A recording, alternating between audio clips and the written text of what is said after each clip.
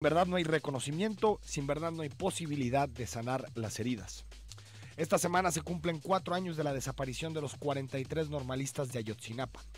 Una tragedia que sigue viva entre las inconsistencias de la historia oficial y la lucha de las familias y de muchísimas organizaciones sociales que impiden enterrar una última esperanza de que la justicia exista.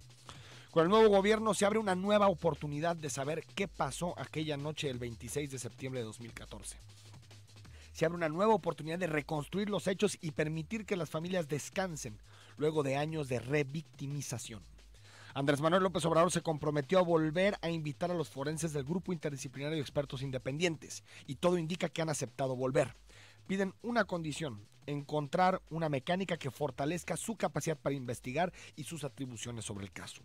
Luego de la errática y corrupta intervención de la PGR, queda claro que la investigación debe comenzar desde cero. El Estado mexicano tiene muchos secretos en su pasado. El régimen autoritario ha impedido que muchos casos se analicen de forma independiente y podamos tener una narrativa creíble sobre esas heridas que marcan la historia política de México. Fox en el 2000 desechó la posibilidad de una comisión de la verdad y su negligencia también pavimentó su fracaso. Ahora existe una coyuntura favorable para que los mexicanos cerremos el caso de Ayotzinapa con justicia y se pongan los cimientos de un nuevo modelo de procuración y combate a la violencia que haga imposible que una tragedia así se repita. No hay justicia sin verdad. Comenzamos Cara a Cara.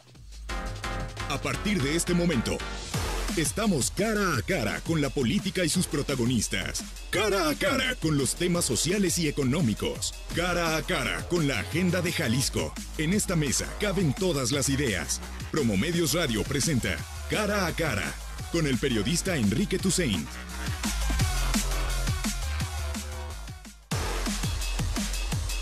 Nueve de la mañana con 6 minutos. Te recuerdo que estamos totalmente en vivo al 33 18 80 76 41, 33 18 80 76 41, el WhatsApp en la cabina. Si nos quieres mandar un mensaje, lo vamos a leer más adelante. En minutos más nos acompaña Clemente Castañeda, coordinador de los senadores de Movimiento Ciudadano, en una semana clave en el Senado por muchísimos temas. Hoy se definen las comisiones que encabezarán los distintos senadores y también se comienzan a debatir temas como, por ejemplo, una posible comisión de la verdad relacionada con el tema de Ayotzinapa. Hay que recordar, 26 de septiembre de 2014, la tragedia, aquella noche triste en Iguala Guerrero. Se cumplen 4 años de aquel día y no tenemos una versión mínimamente sólida de parte de las autoridades de qué sucedió en esa trágica noche. Y hablando del Senado, también la semana pasada no tuvimos tiempo el viernes por el asunto del tráiler, por los temas que surgieron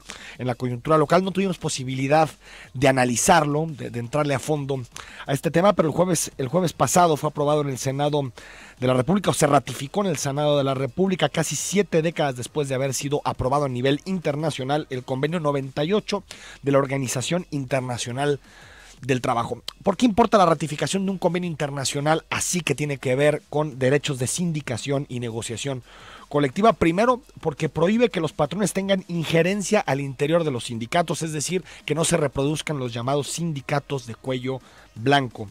Impiden sujetar el empleo a la afiliación sindical. Los trabajadores no pueden ser sujetos a ninguna discriminación tendiente a menoscabar su libertad para asociarse o unirse a algún gremio. Algunos dicen que esta es la desaparición de los sindicatos blancos como tal y también que podría debilitar a los famosos sindicatos hegemónicos o monopolistas en muchos espacios de nuestra economía y del sector público. Abundamos esta información, profundizamos con Arturo Martín del Campo, es académico de la UNIVA, maestro en juicio de amparo y presidente especial de la Junta 13, también es el presidente de la Academia de Derecho Social en la misma institución. Arturo, muy buenos días.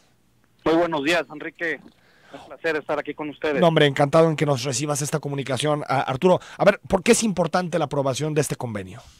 Pues mira, primeramente teníamos, como tú bien lo dices, más de 70 años que no se había firmado este convenio. Y bueno, esto trae como consecuencia que, pues efectivamente, muchos sindicatos se pongan a temblar, ¿verdad? Aquellos sindicatos y patrones que se ponen de acuerdo en cuanto a que tengan alguna deuda, sobre todo los patrones, y traten con estos tipos de acuerdos, con estas artimañas, tratar de hacer por ahí juicios ficticios huelgas, en donde en un momento dado, al momento, bajo esa tutela de los derechos sociales que tiene propiamente el sindicalismo, tratar de desvincular todas estas deudas al patrón con una supuesta huelga ficticia, y con ello perjudicar definitivamente a los trabajadores que son parte o son miembros de estos sindicatos, y que únicamente los beneficiados pues serían el patrón y el líder sindical, que es el que está manejando toda esta situación de estos procedimientos. Sí. Al acabar en un momento dado, al tener esta ratificación de este convenio 98, Sí. pues se aparta también completamente la titularidad de los sindicatos, que en un momento dado pudiera tener ya los trabajadores esa titularidad independiente cada trabajador para afiliarse al sindicato que mejor le convenga, y desde luego acabar con todas estas artimañas que pueden tener aquí los sindicatos y los patrones, ¿verdad? Ahora, uno de los elementos que señala el convenio 098, Arturo, es la posibilidad, digamos, que tienen los distintos trabajadores para afiliarse al sindicato que más le convenga. Eso en la práctica, ¿cómo operaría y cómo cambiaría la situación actual? Bueno, pues principalmente lo que te comentaba, cambia el concepto de la titularidad del sindicato. Sí. En un momento dado, para que cada uno de los trabajadores pueda afiliarse al sindicato que mejor le convenga, o que mejor le dé mejores posibilidades de estar bien en su empleo. Aquí hay un punto muy importante que quiero tocar, Enrique. Sí. Al momento de que este convenio fue firmado, obviamente hubo discrepancias entre los sectores empresariales. Sí, sobre todo el Consejo Coordinador, ¿no? Así es, el Consejo Coordinador Empresarial que preside Juan Pablo Castañón fue uno de los que no estuvieron de acuerdo con esta firma, en contra de la Confederación Nacional de la República Mexicana, que ellos estuvieron a favor de la firma de este convenio. Sí, del convenio. ¿Por qué esa discrepancia? ¿Cómo la explicas, Arturo? Bueno, pues más que nada son los intereses que estaban ya atacando, ¿verdad? Como dicen, le estaban pisando ahí los callos a diferentes grupos empresariales que están obviamente estaban a favor de que se siguieran haciendo este tipo de argucias, ¿no? ¿Por qué? Para que se mantuvieran los sindicatos blancos. Para que se mantengan este tipo de sindicatos blancos que únicamente lo que hacen es proteger a los intereses del patrón y desproteger completamente a los trabajadores. Muchas veces se ha visto que les preguntan o se entrevistan a los trabajadores y dicen, yo ni siquiera conozco a mi sindicato, ni siquiera sé quién es mi sindicato. Sí, no. Nada más te quitan la cuota, ¿no? Sindical. Que va en contra de todos los derechos internacionales. ¿Qué pasará, Arturo, con los sindicatos más numerosos, los más fuertes, sobre todo en el sector público? ¿Perderán agremiados, perderán capacidad de chantaje frente al Estado? ¿Qué pasará con ellos? Los sindicatos que realmente hacen su labor, los sindicatos que realmente defienden los derechos de sus agremiados, no van a tener ningún problema y van a estar de acuerdo con esta firma de este convenio que se acaba de realizar este jueves. ¿No debilita, Arturo Martín del Campo, la negociación sindical? Es decir, ¿no debilita de pronto el hecho de que pueda haber tantos sindicatos o que se generen tantos sindicatos por haber libertad sindical? No, bueno, la Ley Federal del Trabajo establece los reglamentos, Sí. reglamento, la normatividad que deben de tener para formarse los sindicatos. Sí. Y tienen completamente la libertad estos sindicatos de agruparse o estas personas, trabajadores, de agruparse y conformar sindicatos. También esa es parte de este monopolio que se puede vivir, ¿verdad? Que no se permite la creación de nuevos sindicatos simplemente por el hecho de que no son parte gremial de alguna central obrera, por ejemplo. ¿Sí? Antes de despedirte, Arturo, ¿es necesario hacer algún cambio en la Constitución para darle encaje a este convenio? Pues mira, no creo que se tendrá que hacer ningún cambio. Sí. El propio artículo 133 constitucional es muy amplio, sí, en este sentido. De hecho, ya estaban este tipo de normativas, nada más que habría que darle la magnitud dentro de esta globalización que tiene que estar México hoy por hoy, ¿no? El artículo 6 de la Ley Federal del Trabajo también lo establecía, habla precisamente de los tratados celebrados, que se deben de cumplir con los tratados celebrados y aprobados por el Senado de la República. Entonces tenemos ya las bases constitucionales, la base de la ley secundaria, que es la Ley Federal del Trabajo, para poder que se pueda cumplir con todas estas disposiciones. Y pues la verdad es aplaudible, ¿no? Todos estos logros que se están haciendo. Maestro Arturo Martín del Campo, gracias, un saludo.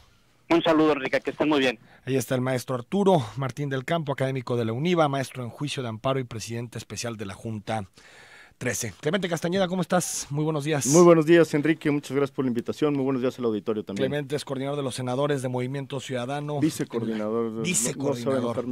Cierto, vicecoordinador y senador por Jalisco en la Cámara Alta. Clemente Castañeda, pues ustedes ratificaron este tema. Así es. Del convenio de la OIT. Nos tocó el jueves pasado hacer la ratificación y yo también coincido, como lo decía tu entrevistado hace un momento, que es un avance importante para los derechos laborales.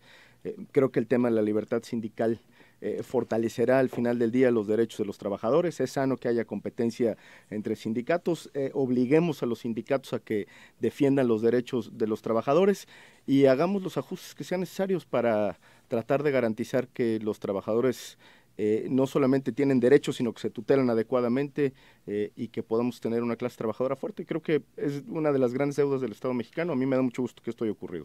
¿No hubo un diálogo, Clemente, con el sector empresarial en este tema?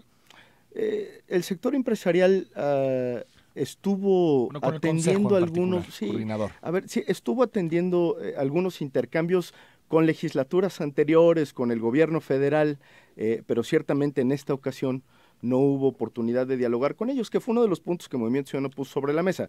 No fuimos los únicos. En realidad es que la mayoría de los grupos parlamentarios, con excepción de Morena, sí planteábamos la idea de que pudiéramos abrir un compás de una semana, 2 semanas, para tratar de escuchar algunas posiciones.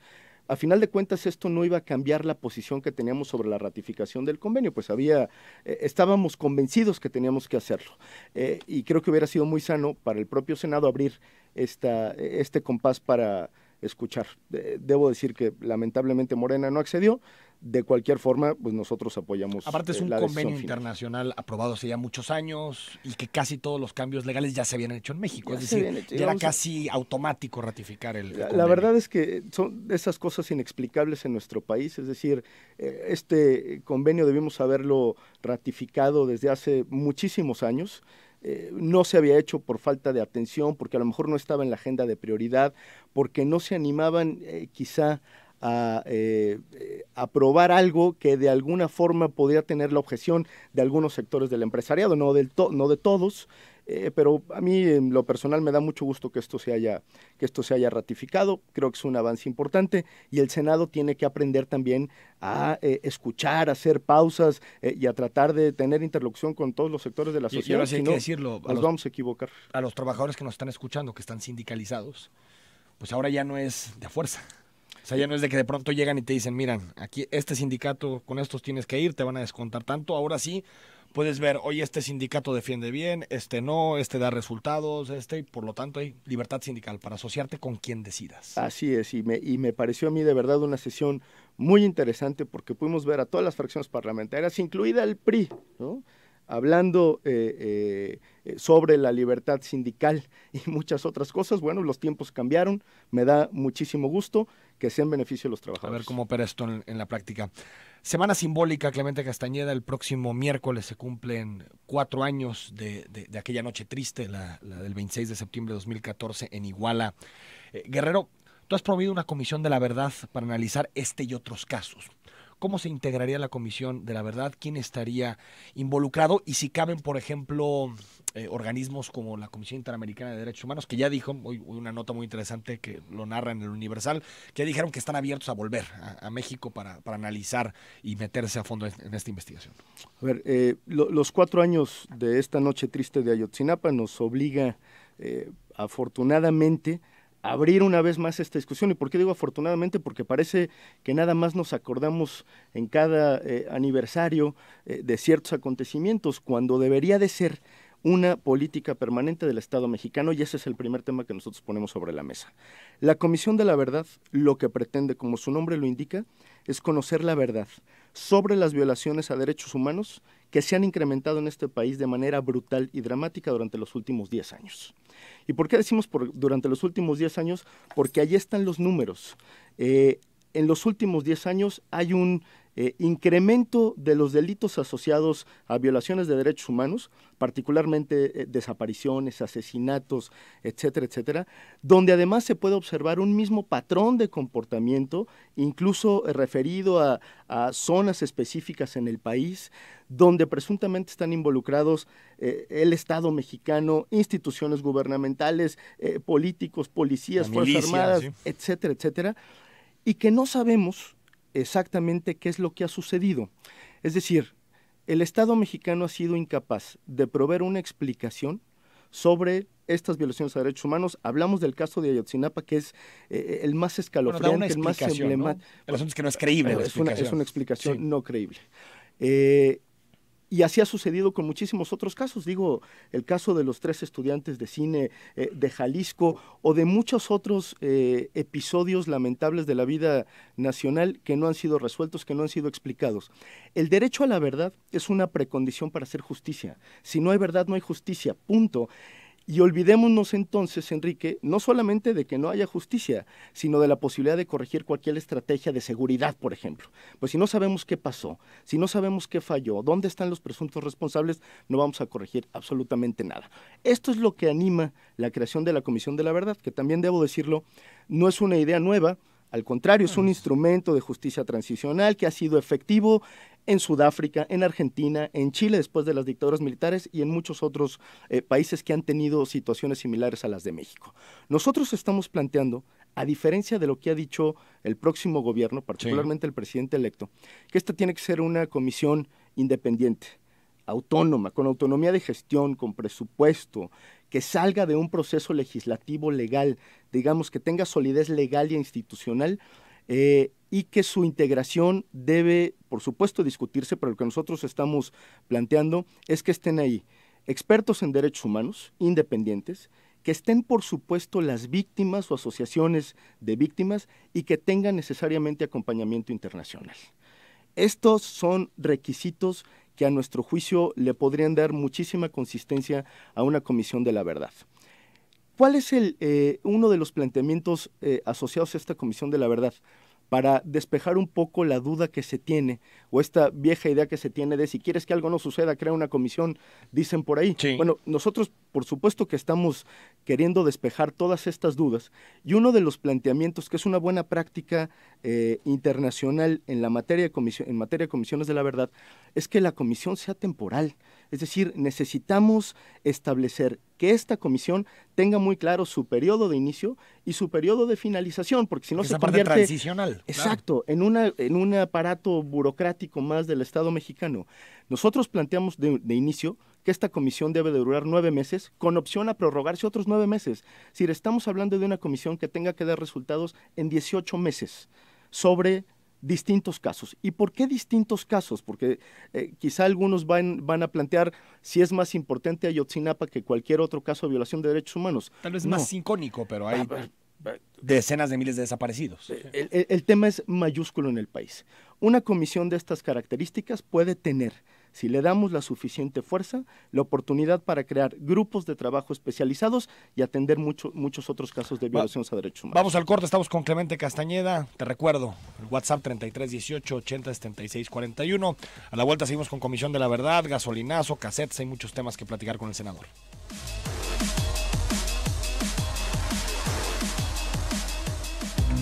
La cara a cara. 9 de la mañana con 26 minutos, WhatsApp 3318 80 76 41, arroba zona 3 noticias, también en Twitter si nos quieres mandar un mensaje o una pregunta para el senador Clemente Castañeda, que está con nosotros esta mañana. Quedamos, Clemente, en el tema de la Comisión de la Verdad y decías, no solamente va a ser para analizar el caso Ayotzinapa, sino distintos casos de violaciones de derechos humanos en el país en los últimos 10 años. Esa sería la temporalidad, no más atrás que eso.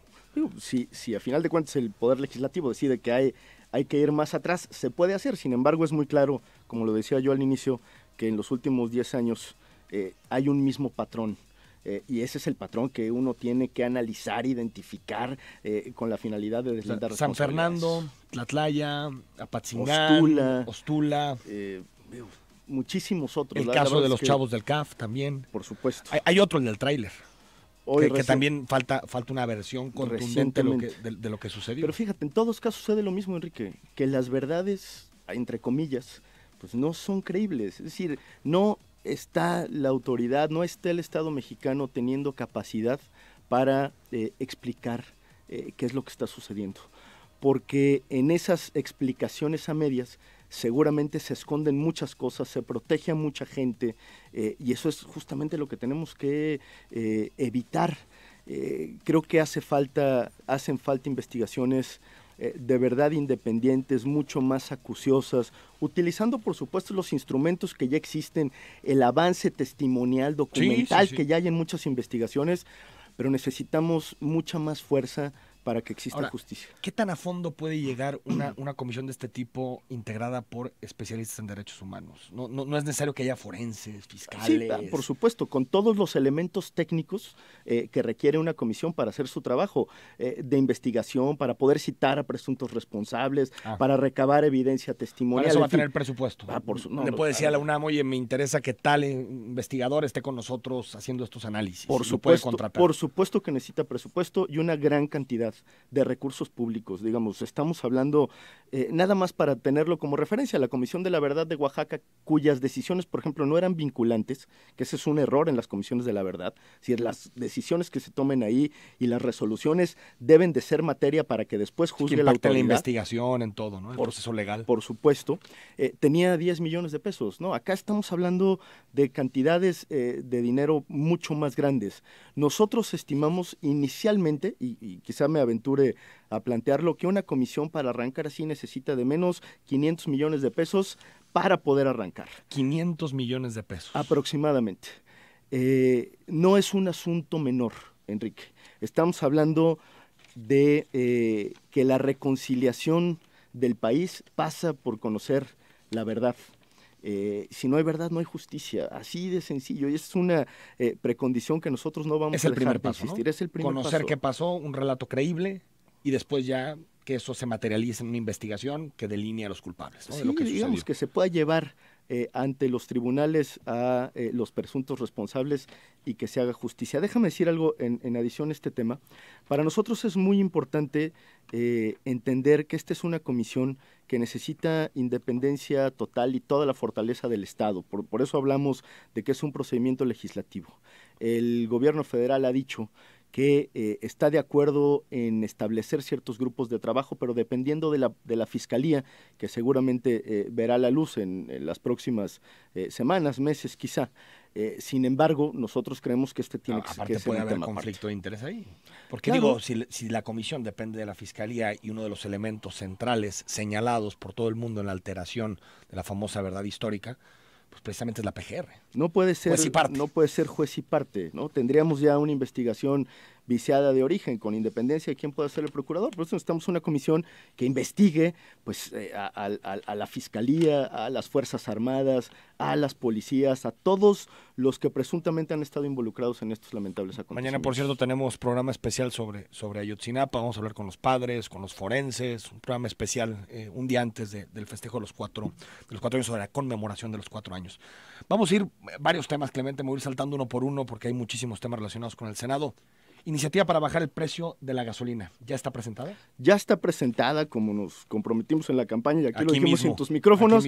Va a ser la primera iniciativa que vamos a presentar. La presentó nuestro senador Samuel García. Ya está turnada a comisiones. Todavía no hay comisiones, pero vamos a empezar a discutir el paquete presupuestal que empieza, como tú sabes, en el Senado de la República, en la Cámara de Diputados, pero que al Senado le toca toda la parte. 2 a 3 pesos, ¿no? Que baje de 2 a 3 pesos La iniciativa costo. Se planteó como la eliminación de la cuota de la cuota fija del IEPS a las gasolinas. Estamos hablando de 4 pesos. 4 pesos. Así es. Esa es, digamos, nuestra posición de arranque. Esperamos convencer a la mayoría, particularmente a Morena, de que el tema es financieramente viable. En las dos gasolinas, en la roja y en la verde. Así es. Es decir, que si en estos momentos está cerca de los 20 pesos la Magna, A 16 podríamos llegar 18, a 16, 19 pesos. Aproximadamente un poquito menos. ¿El boquete fiscal de cuánto es? Nosotros creemos que en este próximo año, por lo que hemos recibido de información de los precriterios de política económica, podríamos hablar de 70,000 millones de pesos aproximadamente el próximo año. Sin embargo, todavía falta por ver cómo cierra la relación peso-dólar, ¿no? Es que es un tema importante, y el otro, los precios internacionales del petróleo, que presuntamente bajarán el año que entra. ¿Esto qué quiere decir? Que a lo mejor habría condiciones mucho más óptimas para poder absorber esa parte. Ahora, ¿qué estamos diciendo nosotros, Enrique? Pues no se trata solamente de tomar una medida para darle reversa al gasolinazo, estamos en un proceso de discusión para que el gasto público se reoriente. Te doy un ejemplo, y muchas otras cosas se vayan del gasto público. Nosotros ya presentamos también la iniciativa de presupuesto y responsabilidad hacendaria para eliminar un montón de cosas. Ahora sí vamos por la eliminación de seguros de vida, seguros de gastos médicos, restricciones a la publicidad gubernamental, un montón de gastos excesivos que tiene la burocracia mexicana, no solo en la administración pública federal, en el Poder Ejecutivo, sino en los tres poderes, sino en los organismos constitucionales autónomos. Allí estamos estimando justamente que lo que podríamos ahorrar serían casi 70,000 millones de pesos. 70,000 millones con ese programa de austeridad. Así es. De todo el país, de todos los poderes. De todo el país, de toda la administración pública, de los tres poderes públicos y los organismos constitucionales autónomos. La diferencia con la propuesta de Morena es que la de Morena está circunscrita al gobierno federal. Sí, bueno, y a los otros dos poderes, ¿no? También al legislativo y al judicial. Sí, digamos que Morena ha ido planteando esta posición, sobre todo en el poder legislativo inicialmente, y segundo en una parte del poder ejecutivo. Nosotros creemos que esto es algo que sí se puede ampliar a toda la administración pública y al Estado mexicano en general. Entonces, ¿se puede bajar el precio de la gasolina con austeridad y reducción de gastos y privilegios en la nómina federal y en los estados y en los tres niveles de gobierno? A ver, la gasolina se puede bajar a través de la modificación del IEPS. Exacto, es quitarle ese impuesto en particular. Y ese boquete presupuestal que pudiera ser más o menos de 70,000 millones de pesos, nosotros creemos que podría ser menos, pero no nos atrevemos todavía a plantearlo porque falta analizar cómo cierra el año. Podría cubrirse con programas de austeridad que me parece empatan muy bien con lo que ha venido sucediendo en las últimas semanas en el país. Ahora, quien está a favor de la movilidad no motorizada siempre argumenta, Clemente, que este tipo de medidas de quitarle impuesto a la gasolina lo que hace es incentivar el uso del auto y por lo tanto la contaminación. Yo no creo, a ver, justamente se trata de no dejarlo ahí. Paralelamente tendríamos que nosotros plantear, como ya lo hemos hecho, una serie de incentivos fiscales también para acelerar la transición a otro tipo de energías, que eso está ocurriendo también en el país. Ciertamente va muy lento, pero podría ir más deprisa si, por ejemplo, los autos eléctricos tuvieran mucho más incentivos fiscales que hoy desgraciadamente no los tienen. Son muy caros, son poco accesibles y podríamos acelerar, digamos, una transición en ese sentido. Creo que hay razón en el planteamiento del incentivo del uso del automóvil. Sin embargo, también yo diría, en este momento también podríamos oxigenar la economía popular. Creo que el precio de las gasolinas ha tenido como consecuencia una alza dramática en muchísimas cosas, en prácticamente todo, y creo que valdría la pena tomar esa posibilidad, acompañándola, por supuesto, de una política de transición a energías renovables mucho más acelerada. No podemos dejar que el asunto simplemente se vaya ahí. Si admites que esto incentiva el uso del auto, yo creo quitarle impuestos a la gasolina. Yo creo que es un argumento que debe de valorarse, por supuesto, no lo minimizo, pero creo que el beneficio económico que podría tener la disminución de las gasolinas sería muy, muy, muy importante para la economía nacional. Focalizado. Por ejemplo, tiene mucho que ver también con el diésel, el incremento de la inflación, sobre todo por el que impacta el sector que produce en este país, que transporta en este país. Es decir, porque a veces me parece medio injusto quitarle impuestos a alguien como yo, por ejemplo, que puedo perfectamente consumir gasolina y el Estado de alguna forma me está subsidiando ese consumo. Lo ideal sería transitar a un modelo focalizado. Sin embargo, en este momento lo que podemos impulsar es que la carga impositiva disminuya en el tema de la gasolina. Creo que eso sería, digamos, el primer paso. Posteriormente tendríamos que ir a un esquema no solamente focalizado, sino incluso de impuestos progresivos, por ejemplo, a la contaminación. Es decir, no es nada más el tema del uso del automóvil lo que contamina, pues tendríamos que tener una política mucho más agresiva para la industria contaminante, por ejemplo. Ahora, antes de irnos al corte, Telecan, Tratado de Libre Comercio de América del Norte. ¿Qué opinas del acuerdo? Hay distintas versiones. Hay quien dice, fue el acuerdo posible, el bilateral que se empezó a trazar, ya no sabemos si Canadá va a quedar o no en el acuerdo. Hay quien dice que no. Va a haber ratificación en el Senado, supongo, del acuerdo cuando se tenga que presentar. ¿Qué opinión tienes del acuerdo? A ver, lo que sabemos. Ese es el problema, que no conocemos a ciencia cierta el acuerdo. Se acaba de aprobar, sí. Se acaba de aprobar un punto de acuerdo en el Senado, promovido por nosotros, por cierto, donde le estamos pidiendo a los negociadores del Tratado de Libre Comercio que expliquen cuáles son los pormenores del acuerdo. A nosotros nos interesa saber con muchísima precisión qué fue lo que se negoció y por qué estamos cantando victoria. Desde luego que nos da muchísimo gusto que desde la perspectiva de los negociadores la negociación haya resultado positiva, que sea alentadora para la economía mexicana, pero a ciencia cierta no sabemos exactamente, no conocemos los pormenores del acuerdo. Y incluso aquí lo platicamos alguna vez, hay varios temas relacionados con la economía jalisciense que queremos saber con precisión cómo quedan en este acuerdo inicial. El acuerdo por sí solo nos va a decir muchísimo de los alcances económicos, pero ciertamente yo lo que observo es que todavía le faltan muchas movidas a la partida.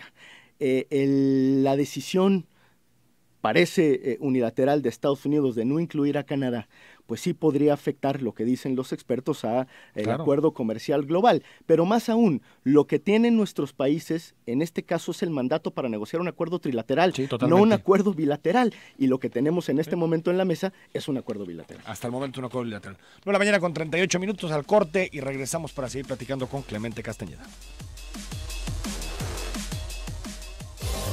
Zona 3. 9:40 Nuestras formas de contacto están abiertas. Escríbenos al WhatsApp, al Twitter. El WhatsApp es el 3318-807641. Estamos recibiendo ya muchos mensajes que por supuesto le trasladaremos a Clemente Castañeda, el senador que está con nosotros esta mañana. Fiscalía Autónoma. Te decía que íbamos a ir saltando de tema en tema porque son muchísimos. Fiscalía Autónoma, hace poquito escribiste en una de tus columnas: no podemos hablar de un cambio del régimen político ni de una transformación de la República si no consolidamos una Fiscalía General y un sistema de procuración de justicia plenamente autónomos. ¿Lo que en este momento está en la ley no garantiza eso? Yo creo que lo garantiza parcialmente, pero creo que tenemos al mismo tiempo la gran oportunidad y la obligación de profundizar en ese tema. ¿Por qué lo digo en estos términos, Enrique? Porque parte de lo que se ha discutido en los últimos años en el país, lo que se discutió en la campaña y lo que creo que existe en el imaginario colectivo es la percepción de que las fiscalías terminan respondiendo al Poder Ejecutivo en turno. En el caso del país, al presidente de la República. Y de acuerdo a cómo está el mecanismo de elección del próximo fiscal, pues inevitablemente el próximo fiscal tendrá una relación directa con el presidente de la República. El presidente y su mayoría parlamentaria tienen absolutamente todas las condiciones para dejar un fiscal carnal. Que quieran. Punto. Y nosotros creemos que no podemos ceder en esa parte, que tenemos que aferrarnos a seguir dando esa batalla, porque hoy la situación política es una, y a lo mejor, Enrique, quien sea el próximo fiscal es una buena persona, con un muy buen perfil, muy bien intencionado, pero instituciones, no de personas, pero ¿no? Tenemos que trascender el voluntarismo y la coyuntura, necesitamos legislar para el futuro y nosotros creemos que aquí hay una gran oportunidad y una gran... Cambios al 102, eso es lo que piden para incluir el comité de participación. ¿Qué más? Fundamentalmente el comité de participación para que el proceso sea abierto, transparente y autónomo, y restringirle al presidente de la República, por ejemplo, las facultades para removerlo. Esto tendría que tener una lógica distinta a nuestro juicio. Necesitamos empoderar al fiscal, darle condiciones institucionales y no hacerlo dependiente del presidente de la República, porque entonces va a suceder lo que decíamos ahorita con las investigaciones de violación a derechos humanos, pues no va a investigar a su jefe y no debe ser su jefe. Ahora, hace un par de semanas me invitaron a un diálogo con jóvenes de Morena, militantes, y cuando toqué este tema me decían, es que hacer la fiscalía como proponen en la reforma del artículo 102 es entregarle la Procuración de Justicia a Claudio X González y un grupo de empresarios.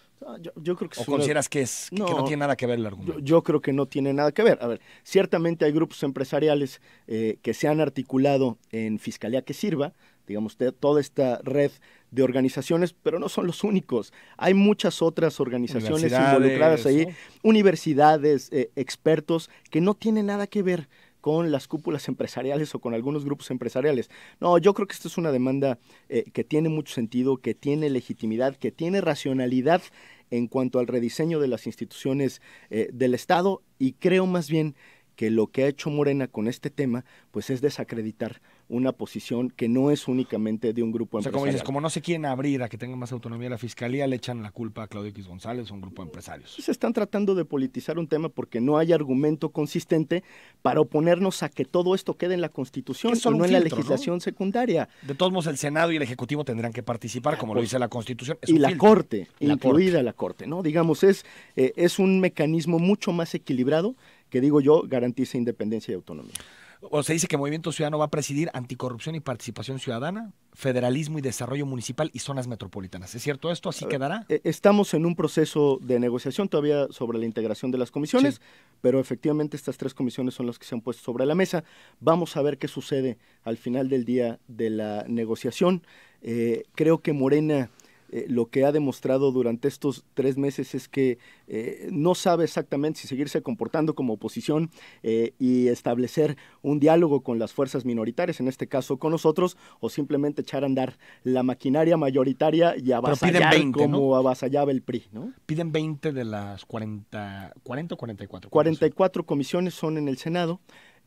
Y creo que el número está más o menos claro, es decir, hay un consenso porque es una integración de acuerdo al peso específico que tiene cada grupo parlamentario. Efectivamente a Morena le tocan 20, si mal no recuerdo, a Movimiento Ciudadano 3. Digamos, al PRD 2, por ejemplo, no recuerdo ahorita. ¿Y estas son las que ustedes pidieron o les quedaron estas? A ver, este es el tema que está actualmente en negociación.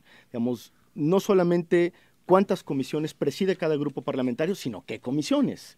Digamos, no es lo mismo ejercer una función de contrapeso con una comisión determinada a otras comisiones que tienen un papel, digámoslo así, menos relevante en cuanto al contrapeso que debiera ejercer el Poder Legislativo. Por supuesto que la Comisión Anticorrupción es una comisión muy importante, como lo es puntos constitucionales, por hablar de las que se han puesto sobre la mesa, o el caso de Gobernación, que es justamente las que tienen atorada la negociación. Yo esperaría de Morena que fuera receptivo y que entendiera que hay comisiones que no puede presidir el grupo mayoritario. Sobre austeridad, Clemente Castañeda, tú sabes que ha habido un gran debate a nivel nacional sobre esta agenda, sobre la agenda de austeridad, si Morena está yendo muy lejos, u otros partidos como ustedes que también han votado a favor de este tipo de legislaciones, que el challenge y el desafío del topper y todo este tipo de cosas. ¿Crees que se ha ido muy lejos en esta agenda de austeridad en el Senado? No, yo creo que hay ciertas cosas que desvían la discusión. El Topper Challenge me parece un absurdo, no está ahí, ese no es el meollo. Pero mejor eso que problema. Los guaruras, ¿no? Y que los guaruras, que los excesos. Mejor que no exista nada, ¿no? Y que todo mundo trabaje en la justa medianía, austeridad sin total. Sin presumir su topper. Sin presumir su topper. Pero ahí no está el problema. O sea, en el plano simbólico, claro que cuenta. Nosotros hemos adoptado nuestro propio reto, hemos impulsado políticas de austeridad desde hace mucho tiempo. Lo hicimos en la propia Cámara de Diputados, pero el problema no está ahí. El problema está en dónde va a salir la cantidad de dinero que se necesitan para plantear todas las soluciones al país. Digámoslo en estos términos, el cálculo que tiene el poder, el próximo gobierno en materia de reducción de sueldos, el cual nosotros desde luego respaldamos, no alcanza para cubrir el boquete que ya existe para sacar adelante una serie de programas. Hay un desfase nada más en el caso de la reducción de sueldos, ¿sí?, que va de los 3,000 millones de pesos a los 20,000 millones de pesos. Los cálculos están en esa línea, 3 a 20,000. La expectativa del próximo gobierno es que de la reducción de sueldos salgan 20,000 millones de pesos, pero los números te dan 3,000 millones de pesos, es decir, tienes 17,000 todavía. Esos son los verdaderos problemas, no más allá del Topper Challenge y de muchos otros. Ustedes de estas medidas siempre van a votar a favor. Siempre vamos a votar a favor, es parte de nuestra agenda, es parte de nuestro compromiso. Yo recordaría, pues en Jalisco tenemos una ley de austeridad y ahorro promovida por nosotros, sería una contradicción no impulsar planteamientos de este tipo. Hace un año el Senado de la República anunció una donación de 50 millones de pesos para los afectados de los sismos del 7 y del 19 de septiembre en la Ciudad de México y en el sur de nuestro país. No se sabe qué pasó con ese recurso, ni en dónde cayó. Yo sé que a ustedes no les tocó, ustedes acaban de comenzar, pero se va a abrir una investigación. Tiene que abrirse una investigación, Enrique, no solamente sobre este tema del Senado, sino sobre muchos otros fondos que aparentemente se fueron a ayudar a los damnificados de los sismos y no llegaron jamás. Bueno, en este contexto también se inscribe el famoso fideicomiso de Morena por sacar solamente un tema. A ver, no se puede dinero público. Este es dinero público. Sí. No, el problema es que presuntamente el otro también era dinero público, el del fideicomiso de Morena. Se supone que eran donaciones privadas de militantes. Bueno, pero ahí nos vamos a meter a la definición del tribunal. Sí, a ver, hay mucha tela todavía de dónde cortar, pero claro que en este caso lo que nosotros exigimos es una investigación profunda y además que se esclarezca dónde está ese dinero. Es que aparte, ¿cómo se pueden perder 50 millones de pesos? Pues en este país se ha perdido mucho más, 50 millones y más. 50 millones y más. Digamos, los 700 millones de Rosario Robles o la estafa maestra, que es digna de una película de ciencia ficción, son cosas que ocurren en nuestro país, Enrique, y que desafortunadamente no tenemos todavía a los culpables ni siquiera en proceso. Antes de irnos al corte, la semana pasada el Senado de la República puso un tuit en sus redes que decía: a 200 años de la independencia de México, el Senado adquiere plena legitimidad rumbo a la cuarta transformación de la República. Vamos a lograr el resurgimiento de la grandeza de nuestra patria. ¿Qué pasó con este tuit del Senado como que medio partidista? Muy partidista, diría yo. Ahora, la cuarta transformación es algo que utiliza el Senado. Fue un terrible desliz de la mesa directiva y particularmente de quien maneja la comunicación social. Recibió, por supuesto, reclamos de todos los grupos parlamentarios. Hubo una llamada de atención para que eso no ocurriera. Lo borraron, ¿no? Lo terminaron borrando. Terminaron borrando y esperamos que lo corrijan, pero también ilustra mucho cuál es el ánimo de la mayoría, ¿no? Es decir, pero hay un uso faccioso de la institución, ¿no? Por supuesto que sí. Esperemos que ese uso faccioso no se repita y no vaya más allá de un tuit o de un desliz, en este caso en las redes sociales. A mí lo que me preocupa es que esto se convierta en una política permanente de la nueva mayoría, pues si no, no va a haber cambio político posible, porque están haciendo todo de lo que se quejaban y nos quejábamos cuando gobernaba el PRI con absoluta mayoría. 9:50 con 50 minutos, al corte regresamos para leer tus comentarios y mensajes y también hablamos sobre el fuero, que también es otro de los temas que se discutirá en próximos días.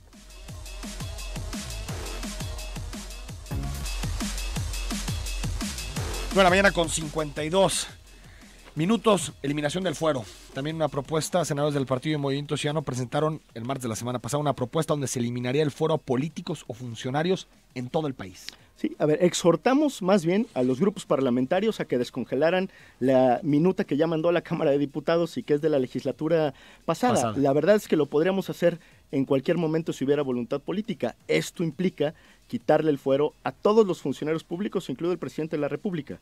Digamos, es una reforma de gran calado, yo esperaría que pudiera transitar. ¿No es posible dejar una figura, Clemente Castañeda, intermedia? Es decir, eliminar el fuero como privilegio, como impunidad, pero también es cierto que hay que proteger la opinión, sobre todo del disidente, eso está, ¿no? en el sistema. Eso está garantizado, Enrique, en el planteamiento y en lo que aprobó la Cámara de Diputados. Lo que se elimina es la inmunidad procesal. Es decir, que a nadie que tenga fuero, en este momento a nadie que tenga fuero, se le puede empezar un proceso judicial, una investigación, etcétera, etcétera. Lo que sucede con esta iniciativa es que todo mundo puede ser sujeto de una investigación, sin embargo, en el momento en el que se dicta sentencia y que tú tienes que, digamos, pagar tu pena, es cuando procede ya el procedimiento legislativo para la eliminación de lo que se conoce como el fuero para que tú puedas ser sancionado. Por ejemplo, no sé, tú te conviertes en un senador incómodo para el presidente. Sabemos el control que puede llegar a tener el ejecutivo de los jueces en este país. Si te quiere comenzar un procedimiento penal para sacarte de la jugada, podría hacerlo. Podría hacerlo, pero también me podrían desaforar en este momento si ellos tienen mayoría en la Cámara. Sí, si el actual fuero realmente no protege a la disidencia y el disenso. Mi opinión es que no, que al contrario, lo que ha sucedido con el fuero es que se ha convertido en una especie de charola permanente, ¿no? De inmunidad permanente para cometer una serie de barbaridades. Creo que eso es justamente de lo que se trata de evitar. Nos dice Javier Solís, felicidades al amigo Clemente Castañeda, que no le afloje. Germán nos dice, hola Henry, primero que nada, Morena debe consolidarse como primera fuerza política y eso se llevará todo el sexenio. Entonces lo del fiscal autónomo queda para el siguiente. A MC ya le entró la urgencia, pero con el PRIAN no demostraba eso. A ver, Morena ya es primera fuerza, de lo que se trata es de que se comporte con responsabilidad y eso es lo que le estamos exigiendo. Luis Gabriel Martínez, buenos días, saludos al senador Clemente Castañeda desde Yagualica, se te apoya, excelente labor de la bancada de MC con todo contra el gasolinazo. Muchas gracias. Gabriel Bolaños, nos interesa poder contar con la presencia del senador Clemente Castañeda en una de las sesiones del colectivo Sociedad Civiles por México para establecer un diálogo cercano. Con mucho gusto, en mis redes sociales podemos hacer el contacto. Pati Alcalá, en relación con el aumento de la gasolina, le recordamos a Clemente Castañeda que MC votó a favor en lo general. ¿Qué explicación da al respecto? Lo hemos explicado muchas veces, hubo una votación en lo general que tenía que ver con ingresos, pero particularmente en los temas del gasolinazo, durante los últimos años hemos sido el único grupo parlamentario que ha votado consistentemente en contra. O sea, votaron a favor de los ingresos del Estado, el IEPS. Votamos básicamente. No, ni siquiera el IEPS al contrario, fue una materia distinta, pero los 4 episodios del gasolinazo, empezando por la reforma energética, la reforma fiscal, la ley de ingresos y la parte de la banda de flotación de 2015 y en 2016 la liberalización de los precios de la gasolina, fueron votos en contra del Movimiento Ciudadano. Dicho de otra manera, si todos los grupos parlamentarios hubieran votado como votó Movimiento Ciudadano, no hubiera habido gasolinazo, que es la liberalización sobre todo de los precios, ¿no? Juan Sergio Castellano, estoy totalmente de acuerdo con el diputado, ya es senador. Bajar la gasolina sirve para el comercio en general. La inflación subió con el aumento descarado de la gasolina, es cierto. O sea, digamos que si hay algo sensible en el índice de precios al consumidor es precisamente la gasolina. El efecto inflacionario que tiene la gasolina, el aumento de los precios de la gasolina es terrible. Sí, el asunto es que la gasolina muy barata sí puede generar mucha contaminación. Ahí se tiene que hacer un plan alterno para contener ese tipo de impacto. Estoy de acuerdo y es parte de la discusión que estamos poniendo sobre la mesa. Nos dice Gustavo Enríquez, excelente propuesta de las verdaderas comisiones de la verdad. La austeridad, la ciudadanía debemos involucrarnos y apoyar con todo. Senador Clemente Castañeda, por eso y para eso estamos con usted y Verónica, te dice Gustavo Enríquez. Muchas gracias. Alfredo, buenos días. Me gustaría preguntarle al senador qué tiene pensado hacer para otorgar más recursos a nuestro ejército, sobre todo para la compra de aviones de caza y reequipamiento de la Marina. El mundo está reacomodando y parece que nosotros nomás no nos enteramos, no estamos viendo el ombligo. China tiene mucho interés en el petróleo del Golfo de México e intentará apoderarse de él a través de Cuba.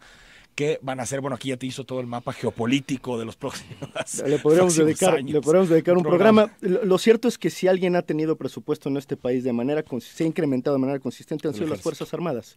Hoy lo que estamos planteando, Enrique, es que las Fuerzas Armadas deben de jugar otro papel, no el de asumir de manera subsidiaria las funciones de seguridad pública que les corresponden a los mandos civiles. Ese es el debate de fondo que estamos dando. El asunto de la Ley de Seguridad Interior, echarla para atrás. Ya presentamos también la iniciativa junto con el senador Emilio Álvarez y Casa para la abrogación completa de la Ley de Seguridad Interior. Lo mismo se hizo en la Cámara de Diputados. Yo veo muchas probabilidades de que esto pueda ocurrir próximamente. Aunque ya no entiendo bien la posición de Morena en este tema. En campaña había un sector muy crítico de esta legislación, pero en este momento no parece que sea una prioridad para la mayoría. No, porque incluso nosotros lo hemos dicho, siendo críticos de la Ley de Seguridad Interior, que sería un absurdo retirar en este momento a las Fuerzas Armadas de las calles. Pues retiramos a las Fuerzas Armadas de las calles y esto se convierte en una jungla. No, lo que tenemos que procesar de manera oportuna es el retiro gradual de las Fuerzas Armadas y paralelamente el fortalecimiento de las policías. No va a ocurrir de la noche a la mañana, pero lo que no podemos permitir es que las cosas sigan igual. Se mantengan así, ¿no? Sí, un proceso de transición del actual modelo a uno nuevo. Marcos Méndez nos pregunta, ¿qué pasa con el requisito de la toma de nota ante la Junta de Conciliación? Porque si un sindicato en su confirmación dice sindicato único de tal instrucción, en este caso que sea pública, no sé si altera el requisito de la toma de nota, y creo que es otro tema en realidad, sí, no tiene que ver con la libertad sindical. Según yo no se altera, pero no soy experto tampoco en el tema. Lo vamos a preguntar con mucho gusto, Marcos, gracias. Nos dice María Elisa, gracias por tu comentario. Iván López, buenos días, estoy escuchando y la verdad a mí me parece que los sindicatos solo es para sacarle dinero a los trabajadores. No hacen nada, están coludidos con las empresas. Levantas la voz y te corren por grillero. Yo he visto y nosotros mejor nos quedamos callados para no perder nuestro trabajo, es lo que señala. Pues sí, muchos sindicatos han actuado de esa forma en el pasado y por lo tanto, ¿no? Y hoy de lo que se trata es que haya competencia sindical. Aquellos sindicatos que hagan bien su trabajo seguramente serán mucho más representativos que los que no lo hacen. Daniel Castillo, buen día. Es debilitar a los sindicatos fuertes y vulnerar sus contratos colectivos con esta norma 098. Divide y vencerás. No, al contrario, yo creo que justamente los sindicatos se han debilitado por no representar adecuadamente los intereses de los trabajadores. Hoy van a tener competencia, van a tener alternativas y de lo que se trata es que los trabajadores tengan a salvo sus derechos. Carlos Francisco te pide que expliques tu voto a favor de la licencia de Manuel Velasco. Nada más decirte, Carlos, que no le hice esa pregunta porque tuvimos una conversación específica hace 15 días más o menos sobre relación a este tema. Y nunca le hemos sacado al parche, aun cuando son decisiones poco atractivas, pero es un asunto de defender derechos cuya razón no puede estar sujeta a las decisiones de una mayoría. Clemente, gracias. Muchas gracias, Enrique. Mucho saludos al auditorio. Nos vamos mañana, programa especial sobre Ayotzinapa. Soy Enrique Tucen y hasta mañana a las 9.